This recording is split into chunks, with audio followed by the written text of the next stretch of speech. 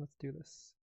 Previously solved easy, but I guess I didn't record it when back then, so whatever. Or maybe not very recently solved.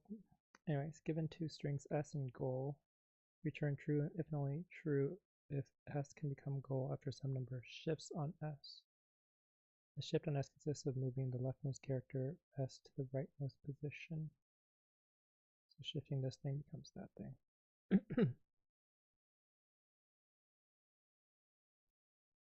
Okay, interesting.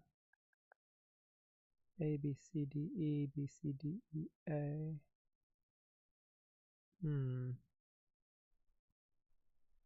How would I quickly do this? I guess this is probably could be a very long string. No, it's just 100 characters.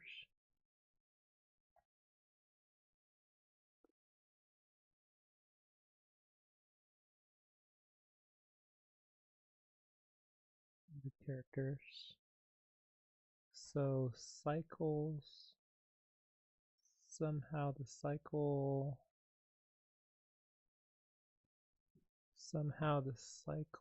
needs to be identified uniquely. Maybe.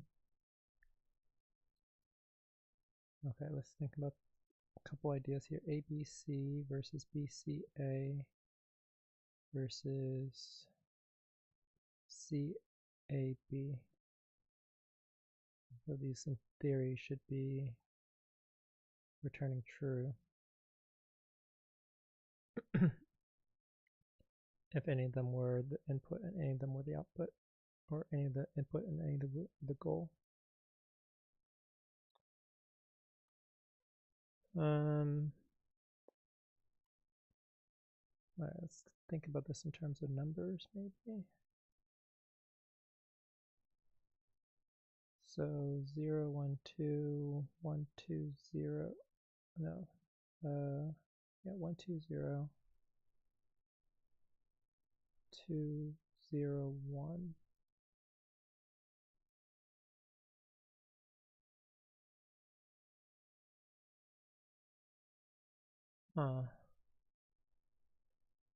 What would I do? I mean, the most straightforward way would be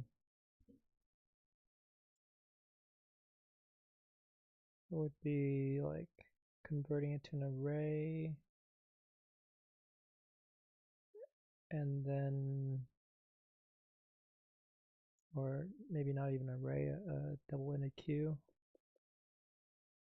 and cycling it through there, converting each cycle into a string, or converting the queue into a string each time, and then comparing that string to goal. Doesn't seem particularly fast. Does not seem particularly fast. A, B, C, D, E.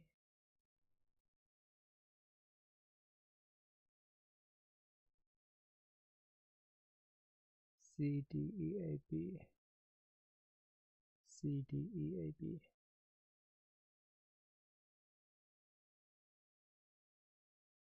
A, B, C, A, B, C, D, E.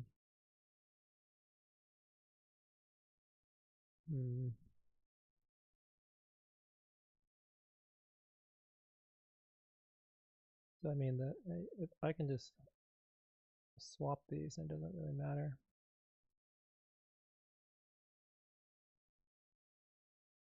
A, B, A, B.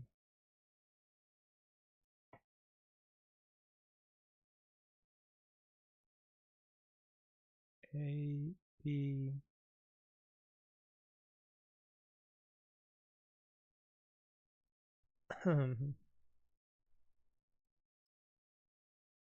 A, B, C, D, E.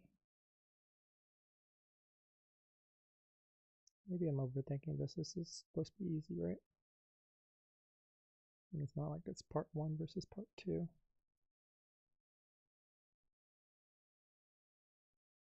Okay, so like the brute force way would be something like for every, I'll just do a nested loop, right? So for,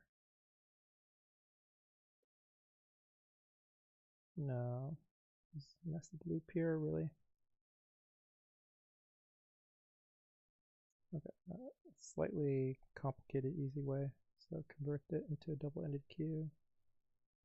Let's say convert the original string.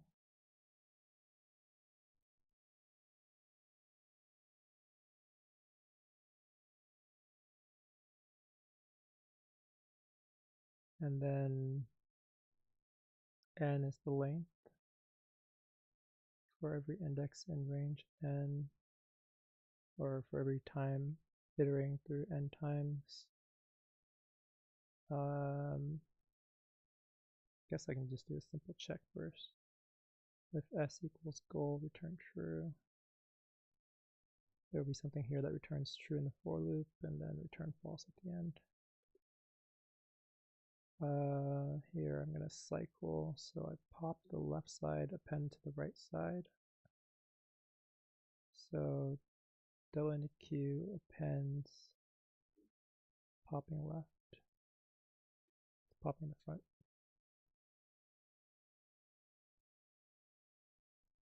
And then if the conversion of this to a string, I want to say string of the deck. I think this might work, I'm not sure, to be honest. Let's double check here. Let's say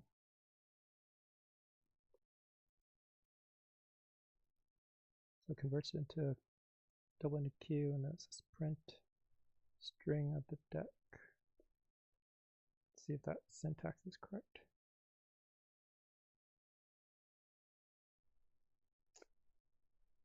Did not work. I need to map it. Do I need to map it? Or do I need to join it? Yeah, I think I might need to join it, actually. So it'd be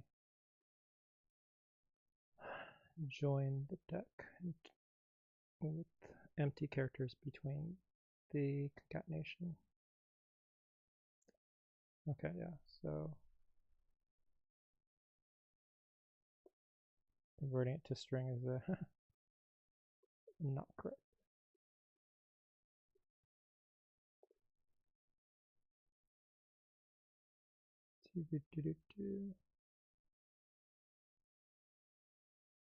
Output null.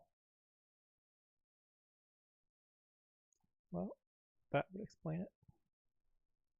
Returning empty. Okay, let's see just how slow this is. I'm guessing this is not very fast.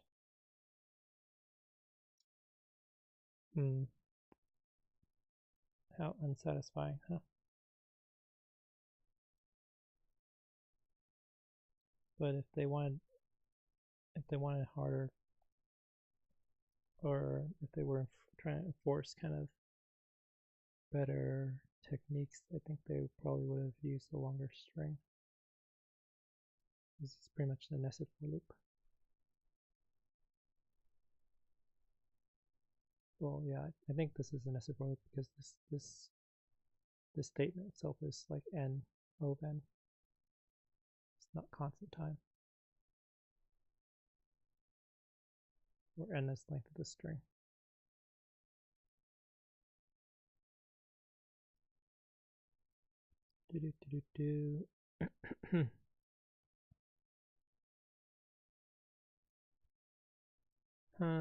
Trying to think if I should try for something better.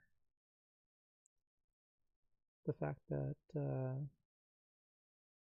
runtime is already 0 milliseconds makes it somewhat of a disincentive to try something better, because I wouldn't be able to tell. Well, I guess I'd be able to tell if it's worse. I wouldn't be able to tell it's better based on the runtime. Probably could logic my way into figuring out whether it's better. Whatever. It's easy. I will do as the difficulty says and take it easy. Summary. I think it's likely that there is a more efficient solution, but given the 0 milliseconds runtime, I'm not going to try to figure it out. In general, the above converts the original, it converts the original string S into a double-ended Q